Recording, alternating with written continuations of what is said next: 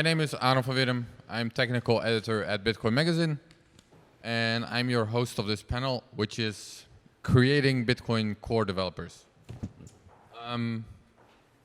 I've got a wonderful panel right here. I'm gonna let you guys introduce yourselves. Keep it brief at first, and then we'll get more in depth on your exact education program and that sort of stuff later on. My name is Jimmy Song. I teach a lot of Bitcoin developers in my 2-day programming seminar. My name is Justin Moon. I teach an online class about Bitcoin programming called Buidlbootcamp. My name is Neha Narula. I'm the director of the Digital Currency Initiative at the MIT Media Lab, and we have taught a bunch of classes at MIT on cryptocurrency design and engineering and applications and things like that. Hi, I'm Hannah Rosenberg. I'm the managing director of the Blockchain Institute, which is a US-based 501c3 public charity, and we teach people blockchain tech, of course, including quite a lot of Bitcoin stuff. Thanks. All right, Jimmy, let's start with you. Programming blockchain. Tell us a little bit more about it. Yeah, so it's a 2-day, very intense course, 8 hours each day, and they're sort of trapped in the room while I lecture, and they have to code a library from scratch in Python. Yeah. So what kind of people come there? They're already developers, yes? Mostly, some are fairly new to coding, but at least they have some foundation in Python usually. And if not, then they're already a developer in some other language. But yeah, it ranges. A very interesting group of people that have come through my course. I've had like a 14-year-old. I've had people that were over 70. So it's kind of crazy. Yeah. What would you say the goal is of the people who come there, like, or your goal? Like, do you want them to become actual Bitcoin core developers? Yeah, I would love to see them become Bitcoin core developers, but what I've found is they're looking to change careers, or they want to protect their investment, or they want to do something else, or they're in school, they don't know what to do. This might be a possible option for them. Really, my goal is to teach them more about Bitcoin, and like what they do it is up to them. I mean, I've taught people that, like at IOTA, I've taught Bitmain people. I've taught people that were in favor of Bitcoin Cash and Ethereum or whatever. I mean, really my goal is to get them to learn the Bitcoin protocol really well, and hopefully that ends up helping the Bitcoin ecosystem eventually. Has any of your students become a Bitcoin core developer? Yeah, I've had several, yeah. So I have a bounty out for my students. It's if you get a non-trivial pull request that is not like a spelling mistake or something into Bitcoin Core or another Bitcoin project that's open source, then I refund them some of the money that they paid me, and that's it's worked. I've had to pay some. So. All right, Justin, tell us a little bit more about Buidlbootcamp. That's how I'll pronounce it. Build. Yeah, I'm regretting the name choice, let me tell you. But so it's a difference from Jimmy's is that it's online, and what that's led to is and I basically ask nothing I just ask for a payment and an email address. So I get this like really interesting mix of people from all over the world, all different time zones. I think I have someone on like 6.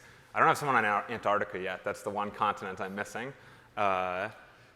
Although I've had interest. There was somebody on an exploration down there who emailed with me but decided not to take it. That would have been cool. So it's online, and it's sort of project oriented. So the first project, we make a little mini Bitcoin in Python. So you play with all the mechanics. So you can kind of get the whole thing in your head.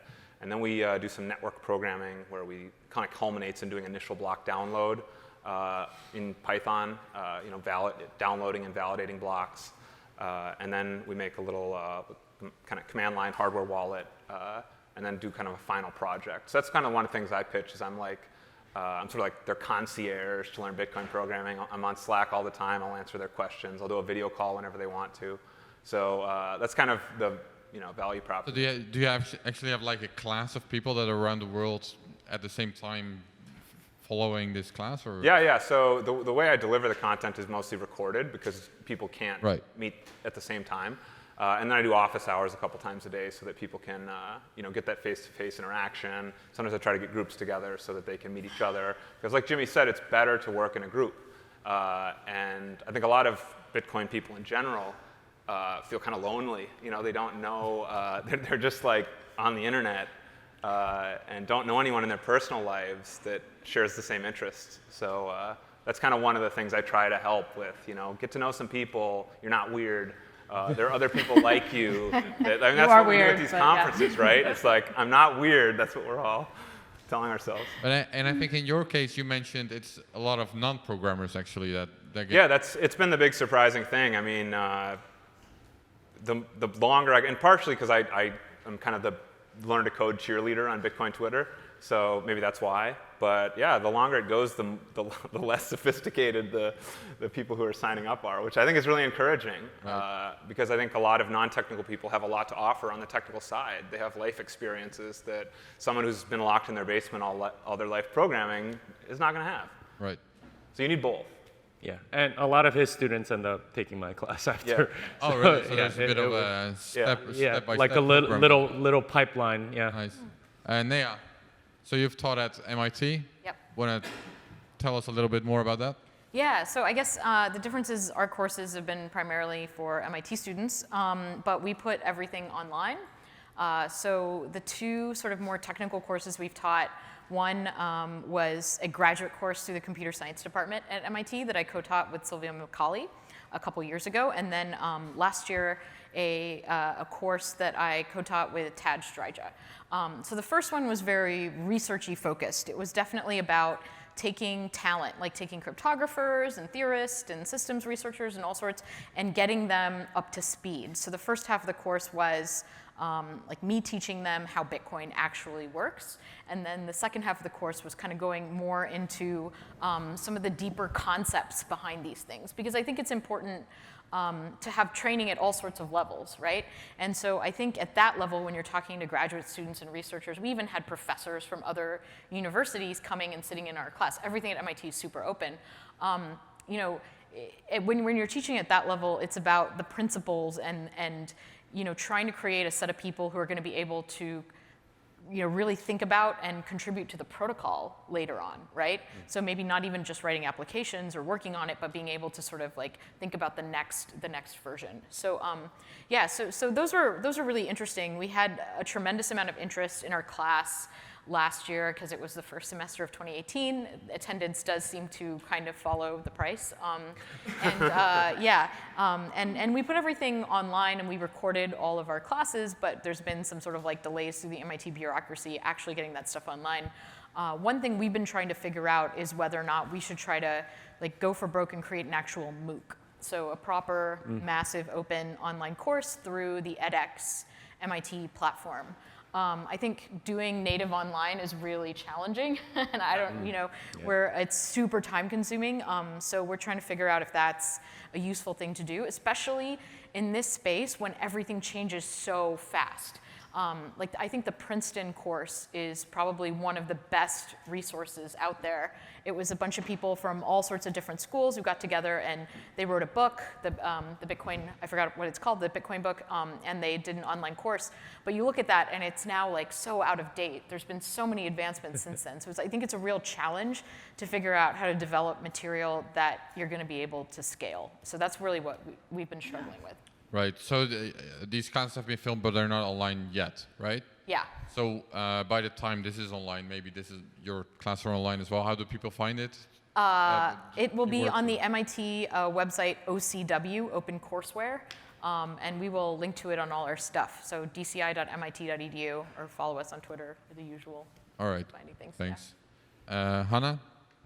Yeah, I co-teach a. Is there a feedback? Sorry. Yeah.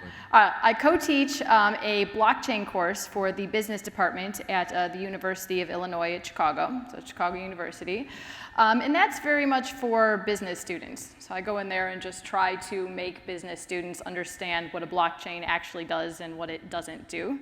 And then through the Institute, we're really pretty new, but we have our first 6 courses which we have up online. So those are online courses. And I do the Bitcoin content for for that stuff. So we have part 1 of Bitcoin for developers is now up on our website. We have a second wave of courses coming soon. We will have a lot of Ethereum content coming soon, but the second half of Bitcoin for developers will be up like in a matter of weeks, and then we're going to work on I'm working on a Lightning course, which I'm super excited about, because I don't think there are really any courses very much focused on that, at least not that I know that much about. And then we're hoping to get into our new facility in a couple of months, and we will have the in-person version of those courses combining Bitcoin and Ethereum. And so the Bitcoin class is sort of focused on payments, very much payment specific focused, and then Ethereum, we're going to do smart contract stuff. All right.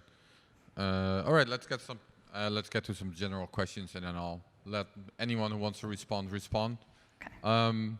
What are, for developers, for programmers, what are the biggest challenges when they get into Bitcoin or blockchain, or what's the new stuff they really need to understand, or bottlenecks? Or? Yeah, a lot of them aren't familiar with like sort of bitwise like hex, parsing and things like that. You need to really get down to the bare metal, and most of them are used to sort of higher level programming. But when you're doing network programming where you're having to transmit like a transaction that's serialized and it's in little endian and it's hexadecimal, and what do those numbers mean? Like they're not used to that, right? Thinking at that low level, or thinking about bit shift operators and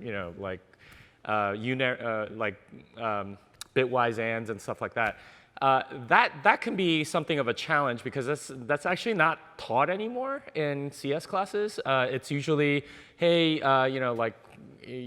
make a tic-tac-toe game or something like that. And it's much more programming today is much more taught in towards like making it more attractive. I know like my kids, like they're learning in their coding camp or whatever, and they learn how to make a video game, and they learn how to make a website, right? Like you're not gonna learn bare metal, serialization. You're not gonna learn any of that in there, and it's I blame that a little bit. Yeah. All right. Anyone else? New challenges for Bitcoin developers? The concept of decentralization. Right? If you're working with like a web developer, you can't just ping a database, right? It's not anywhere near that simple. So getting that through people's heads, and the whole immutability thing, you can't change it once it's out there. So those from a high level, decentralization, immutability. I think people, when they think of digital currency, they think in their head of little coins with like little serial numbers on them. So the whole UTXO thing, like that'll throw people for a while. And then I very much agree with the encoding stuff. The first time I really tried to play with signatures, and it's like, what's all this hex going back and forth, and ASN1 and DIR and all this weird stuff, and you're like, what is going on? And so that's a big challenge too, when you really get down to like validating signatures and that stuff. Did you want to add something, Neha? Yeah, I was going to say, I think we've run into some really interesting challenges teaching people who are already pretty advanced and like pretty good at programming. I think a lot of people have sort of heard roughly how Bitcoin works, and they're like, okay, proof of work, transactions, blocks, whatever, signatures, but they haven't really delved into why it works the way that it does. And I think that that can be very challenging for people to really understand. I think a lot of new developers approach Bitcoin and they're like, well, that's stupid. Why would they do it that way? Why UTXOs instead of accounts? Why this? Why that? And then, a lot of, I think, the people who've gone on to work in Bitcoin had the benefit of getting to bang their heads against the sort of more advanced developers and sort out all of these questions and sort of begin to understand. Like, I'm not saying it's the perfect design, but there are reasons why it's designed the way it is. And so I think it can be very challenging for newcomers to come to it and to try to grasp why it works the way that it does and what exactly the design is trying to optimize for.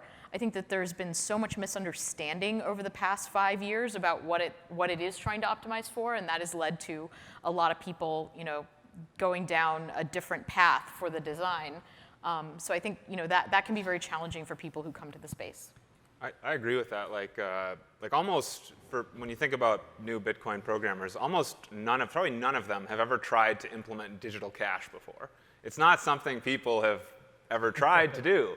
So they don't really know about, like, they don't really know even any of the design considerations, and then start, making decisions about how Bitcoin should work. And I mean, that's why I do this, start with this, build a little coin exercise, because I think it helps to see how the different features of Bitcoin solve more naive implementations of digital cash. Yeah, and it's not even newcomers. Like, I have seen computer science professors who just, get things slightly wrong. Like, they don't quite understand what people are trying to optimize for, or they have a different idea of what it's supposed to do. Right, And so, that's the tragedy of professor coins, is that they optimize for the wrong thing. well, they're making different trade-offs, different points in the design space. I'm not going to Do touch you that.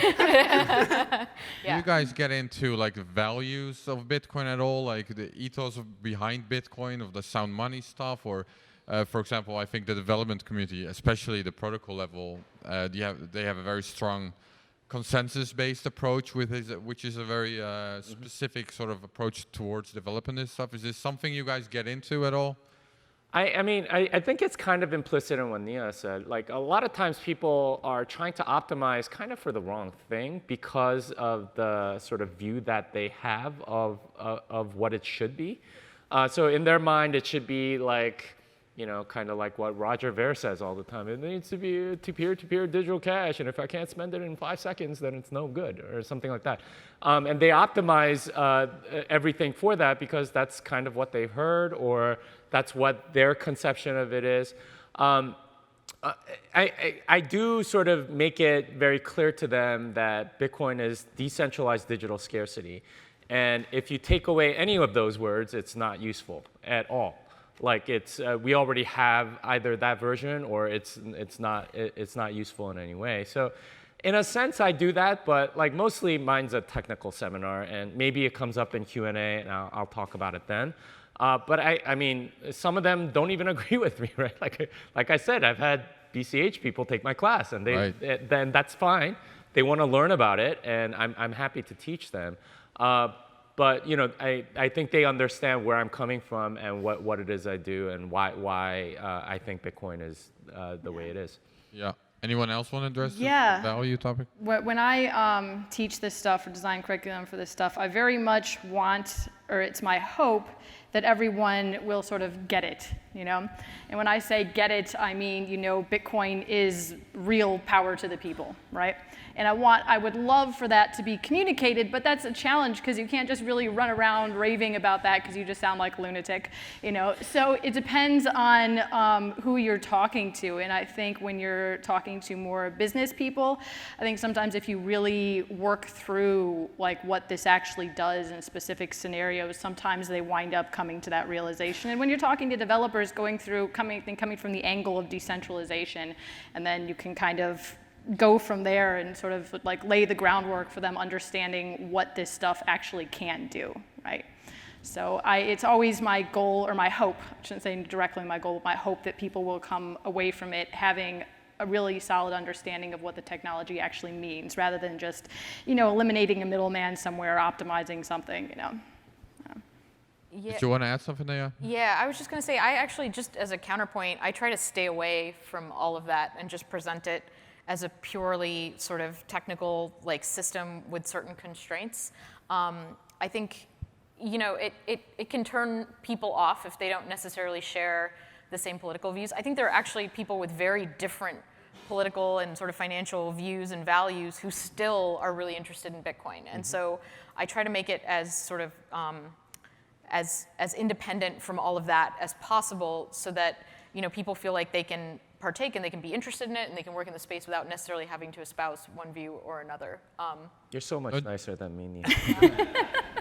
Yeah, don't you think it also helps explain some of the trade-offs that are made, which you mentioned before? Yeah, I mean, we definitely talk about the trade-off, the point in the design space, but sort of the value system behind that point in the design space, I sort of try to leave it to I think it's very, very important to not use politically charged words when explaining any of that. Because unless you know very well that person you're talking to, right, you don't know how they respond to certain words. So I would agree with you that it's not going to be helpful if I just ran in there, rah, rah, liberty, something, that wouldn't help the situation. But I think if you can address those specific things without using politically charged words, or you don't even have to address it, lay foundation.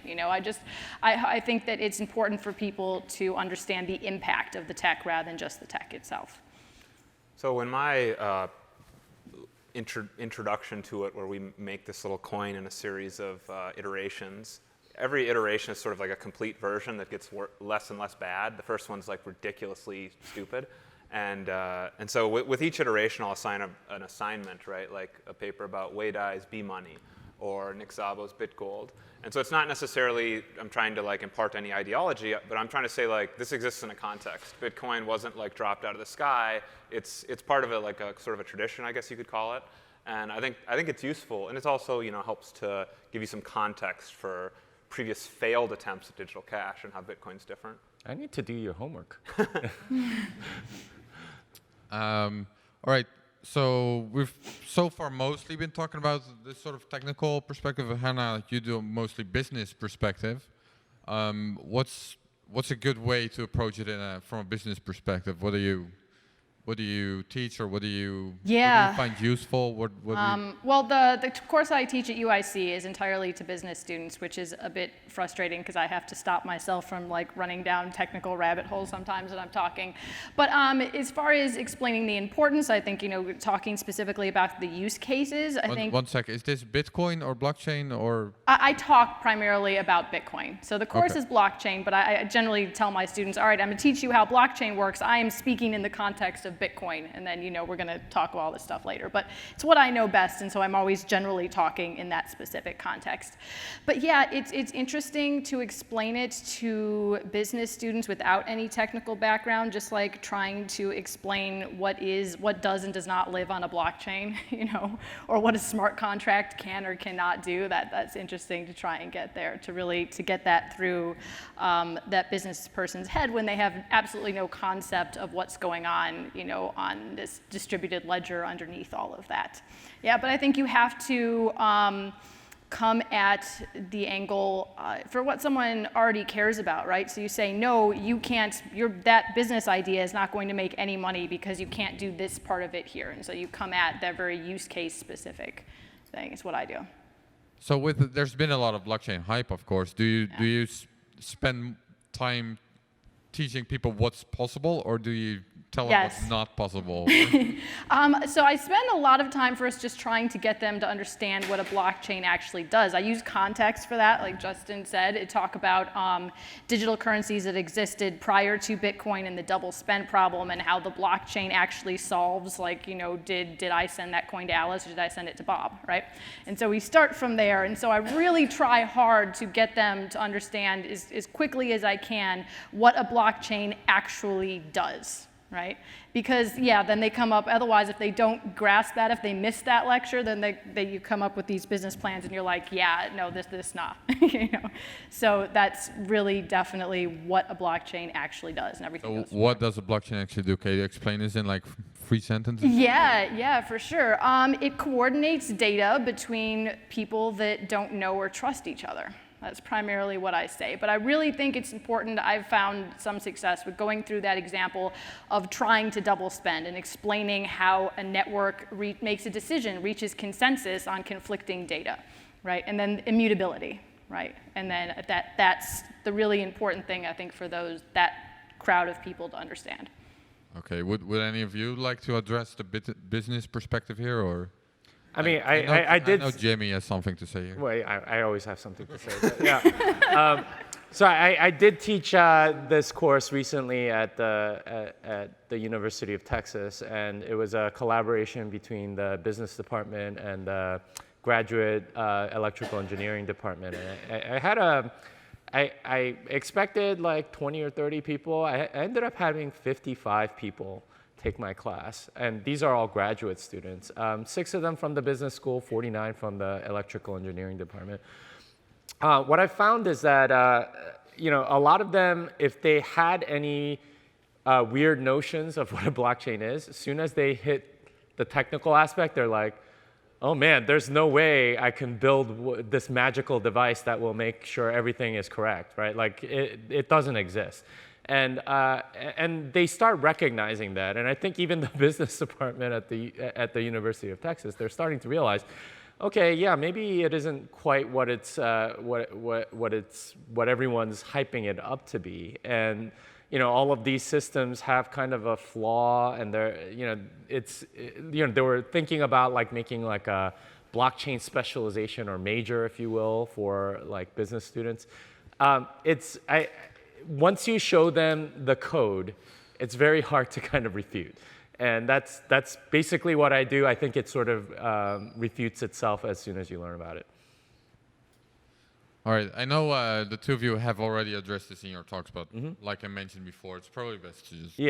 Sorry for people in the room who are going to have to hear this twice. What are good reasons to learn this stuff? And what are bad reasons to learn this stuff? What are the incentives? Why would people need to want this? Or I'll let I just gave a talk on it. Shall we start with Hannah in this time? Yeah, let's go. Okay, why should people... so you're talking about how do you sell it to someone, or why someone's motivated to be there in the first place? Why should someone care? Well, people sometimes show up because they're like, hey, this is a fantastic new thing that's going to make me rich, right? And so you said when the price is up, more people show up. But what I try and tell people is like, this is a wave of innovation that's happening, and you need to have some sort of awareness of it, because it's going to impact a lot of things. And so even if you're coming at it from a technical perspective, if you're a developer, there's a fantastic career to be had there. If you're just coming at it from an outsider perspective, you're just curious, like this is going to impact a lot of things. It's like deciding not to understand the internet, So that's kind of how I explain it to people. Right. Neha? Yeah, echoing that, I think good reasons are because it's just super interesting. Like, I remember when I first learned how this worked, I was just like, wow, this is the coolest thing ever. And it's composed, I think, of areas that are going to be useful. Even if this whole space blows up tomorrow, you will have learned a lot that you can apply in many different contexts. So I think to me, it's like a no-brainer. It's a really great place to spend time and energy and try to learn these things. I think in terms of bad reasons, there's definitely a set of people who are just sort of following, hype. One day it's AI, one day it's blockchain, one day it's crypto, one day it's AR, VR, and so there's that. Together. Yeah, or you combine them all in some way, which I still don't completely understand. So that's always a little bit frustrating, I think, to deal with. But there, the people who are genuinely interested and want to learn, it's great. You mentioned it could be interesting from different perspectives, or what do you mean by that? What kind of where could it be useful? Yeah, so I guess, the underlying components. Like, I've had to learn so much more cryptography than I knew beforehand. My background is in databases and distributed systems, but you're applying them in a different context. And hey, guess what? This stuff is not going to go away, even if, the prices all tank to zero tomorrow or something were to happen to the cryptocurrency space. Like, these are still useful skills. And I think that we are just, like, the existence of Bitcoin has inspired people to think about how to build verifiable, auditable systems that put users in control of their own data. Like that, as a field, is very exciting to me. And there's all sorts of different parts of this that you can start to unpack and apply in different areas. Right. Yeah. So I kind of I think it's always good to have financial incentive to do something in a sustainable way. And so that's kind of what I talked about in my previous talk, is that I think that the financial incentive on the part, in terms of like getting a high-paying job or maximizing income, is not a good reason, because I think by definition most Bitcoin developers are underemployed. They could make 2 or 3 times double what they make easy if they went and worked for a bank or something.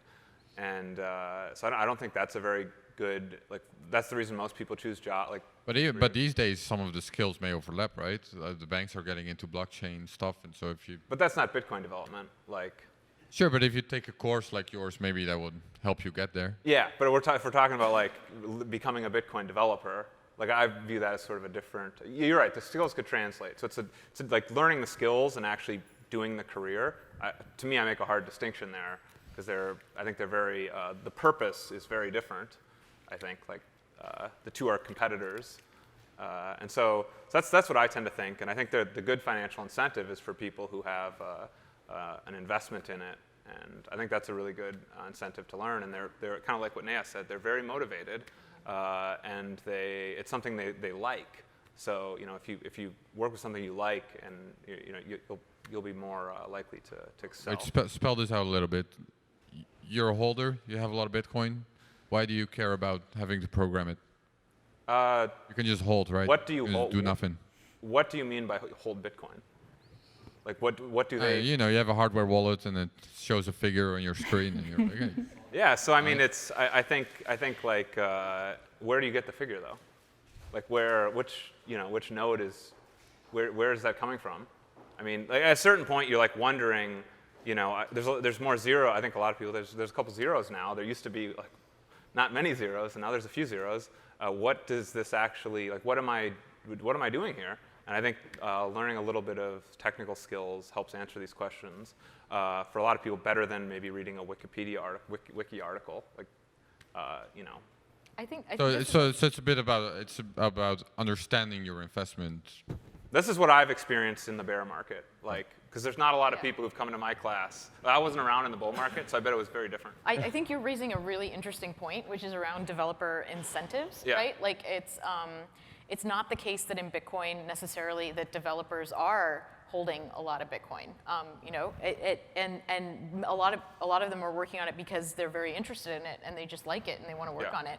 And then you've got a lot of people who are holding a ton of Bitcoin, and some of them I think have wised up and realized like, oh, in order to protect my asset and investment, I should really be focusing on this developer thing. Like that's what's keeping this interesting. That's what's keeping this going. That's what's making my investment valuable. But I think a lot of people haven't realized that or are trying to free ride. And I think that this is going to be a really serious issue for Bitcoin development. And it's not just hiring core developers. I know it's very hot to hire core developers right now, but it's training them, right? Like it's actually teaching people and creating an environment for more developers. Jimmy, incentives to learn? Yeah, so I mean, there are good reasons, there are bad reasons. I don't really distinguish that much. I'm just hoping that the knowledge gets out there, because even if one person has a bad incentive to learn, say they want to create a shitcoin or something, they might end up teaching somebody else that ends up having good motivations and end up, so you can't really tell, right? Like whether or not what you end up doing will do it. The only thing I can really do is to really just sort of disseminate the information in a digestible way, and that's what I've been trying to do. As far as like getting more core developers and stuff like that, that's that'll work itself out. I think there are enough people that have enough wealth where they'll realize at some point, okay, well, if we don't support this, then this thing is going to like get hacked, or there's going to be bad stuff happening. Thankfully, we have a good group now, and it's starting to grow. Thanks to the efforts of a lot of people on this panel to increase the number of developers. And it takes time to move up the ladder a little bit, right? Like you might start as somebody that contributes to some open source project, and then to an open source Bitcoin project, then to Bitcoin Core as like writing new tests or something like that, then to more critical, to like wallet functionality, then to like more consensus critical code or whatever. It takes time to go move up that ladder, and honestly, like the people that have done like consensus critical stuff, they've been around a while, and it'll take at least that long for people to move up this ladder. And I see a bright future, and it's a really cool system. It's really interesting. It's not, and I say this all the time. It's a whole new paradigm, because it allows us to take the control of money away from the state in a digital way that's like never been done before. And it's a brand new thing that Satoshi brought into the world. And once you really get that, it changes your perspective on everything. And I think that is the ultimate perspective for most people. They're not really doing it for the money. They want to change the world. This is how we're going to change the world. towards the end of your talk, you also mentioned it's good for Bitcoin itself, for the Bitcoin community, if more people. Yeah. My message in my talk was level up, right? Like it doesn't matter where you are. You might not understand anything, in which case go try to understand what the white paper says, or maybe even like go read Bitcoin Money, the children's book, right? Like whatever it is, wherever you are, it's important to keep improving. And that's because the entire ecosystem benefits when we can check each other, and it becomes more of a meritocracy instead of a centralized cult of personality that most altcoins are. So that was my point. How far should it go? Should everyone become a cryptographer? Or What's that? Well, should everyone become a cryptographer? so one of the last times I saw Jimmy, he had a Kindle, and I was like, okay, what are you reading on there? He's like, volume 2 of the economic history of the world, basically. So it's like, I mean, it's an extreme move away from his core competency, right? So I think over time you get, like, what you start filling it in with all these other things, and I think that's, like, we're talking about helping, maybe helping people do that on the technical side, but like us technical people have sometimes some stuff to learn on the. Yeah. I mean, and it's not just leveling up on the technical field, right? Yeah. That certainly helps, but learning more about economics, or just sort of like how people like have relationships with money, and that's like a very complex psychological, artistic field that we don't really know that much about, and I could certainly learn a lot more about. But it would behoove us to level up in those areas too, and it's not just the technical thing. All right, let's talk about funding a little bit. There's a lot of Bitcoin companies making a lot of money. Is any of that money ending up towards like these educational programs at all? Should that happen? Or who's funding these programs in the first place? Yeah, well, we're a nonprofit, so we, love donations. That's great. We joke that, you can donate your shitcoins to us and, get a tax write-off, or however I'm supposed to say that. The accountant's going to get mad at me. But well, I think, Justin and Jimmy, they charge for their classes, and we have free courses, and then we'll probably have some courses we charge for. But a lot of it, we're hoping, we will be relying a lot on donations, So I think we're hoping that we'll have good reach in the community and have some respect there and have some support. Have you been getting donations so far, or what kind of people donate? Do you have any idea about that? Yeah, so we only just got the 501c3. So we've gotten just very few bits and pieces of donations thus far. Are these companies or individuals, or do you know? Or individuals mostly, sending bits and pieces, yeah. I think just, enthusiasts in the community. Right. Now, the MIT DCI, that is funded by Bitcoin companies, I believe, right? Yeah, so we're part of the MIT Media Lab, and the Media Lab is funded by a consortium of about like 90 companies, like big companies. Not just Bitcoin companies. Not really any Bitcoin companies, Oh, actually. So like Deloitte, BCG, Intuit, IBM, like all these big companies are, car companies, Samsung, they're members of the Media Lab, and that's a whole model. And for the DCI, we have to raise all of our own funds. There are 9 companies that go above and beyond that to fund the DCI. Deloitte, BCG, Monetary Authority of Singapore, Fidelity, Nomura, Digital Garage. I can't believe I'm forgetting some, but they're all in there. We're very grateful to all of them. That unfortunately doesn't cover all of our budget. We do employ 2 Bitcoin developers, Vladimir Vanderlaan and Corey Fields, and there's about 8 other people who are part of the DCI. So we are funded through donations from individuals and companies as well. So we try to keep it broad. We try to have a mix. It's always a struggle for us to talk about. There's definitely, I think, a lot of people who want to associate with MIT and the MIT brand in some way. So, we have definitely turned down funds before, and we are constantly having a conversation about how we accept money and how that works. We don't do sponsored research at all. So, all of the donations to us are gifts, unrestricted gifts. Right. Your courses are paid. Yeah, so we have. I'll speak a little bit for a little differing. So I'm sort of like a capitalist and I just want to be like, I want to be accountable to my customer, and I want them to hold me, hold the, Hold you accountable. Yeah, I want them to make sure I do a good job. So, and also I didn't have any reputation in the space. I was just like someone who got started teaching some free classes, and soon enough, I had an income source. So I kind of try to like charge not a cheap amount, like charge kind of a lot, so people are sort of weeds out the people, gets people really. How much is a lot?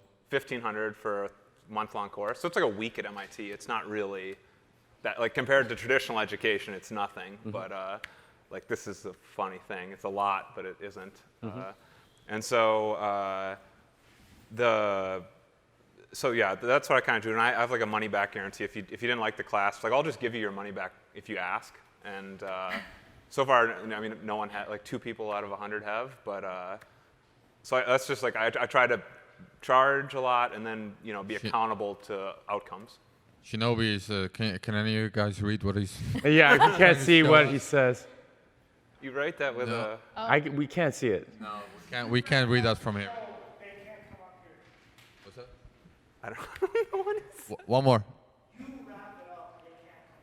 Oh, okay. All right, we gotta wrap it up. Basically, could have probably guessed that. Okay. All right, can I answer and then? Yeah, go ahead. Yeah. So for me, I'm also a capitalist. I charge money for my courses. It's anywhere from $2,500 to $4,000, depending on volume discounts and stuff like that. I like that I'm held accountable to the people that I teach, and I make sure that I try to provide as much value as I can to them. As far as funding, there have been scholarships by a lot of companies, including many of the sponsors of this conference, and I'm happy to, try to get more developers in that way. But yeah, it's an interesting thing, like funding it, because people that get something for free don't tend to value it as much. So. It's almost kind of like a counter signal sometimes. If you charge too little, then they're not invested. Whereas if you charge a lot, they suddenly actually really want to like learn it. Oh man, I better make this work. It's like I joke with people, but you're gonna get less complaints charging more money than you do like charging less money, because the people that are cheap are coming in when you charge less money, and they will complain about everything. And that's just small business 101. The customers that are paying more money, they understand the value.